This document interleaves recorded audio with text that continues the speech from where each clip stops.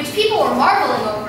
I reached into my pocket on my dress and found 5 pennies. The hamburger was 1, but the soda was 2 because it was just being introduced at this fair. I couldn't help but think how amazing it was that we had somehow found ourselves in one of, perhaps, the most important event in Chicago history. Books can't describe how magical it was. After lunch, we walked through the floor and found The Palace of Fine Arts. We went into a big building. drawings. Sculptures, paintings, and art covered the rooms. People everywhere were talking loudly about what they thought of different masterpieces. We walked through a long hall There was more artwork. that reminded me of somewhere I had been.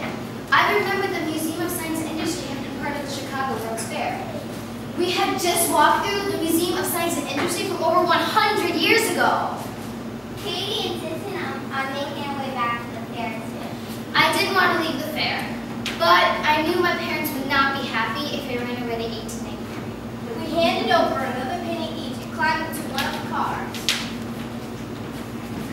We sailed high into the sky.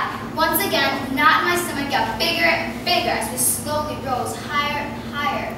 Once again, we were in a cloud. Once again, we descended from the cloud. Once again, we were in a completely different world than we had been. We were back at Navy Pier. Our clothes were back to normal. Thankfully, because the lace was starting to itch. The crowds were much smaller again. And I could see all the right buildings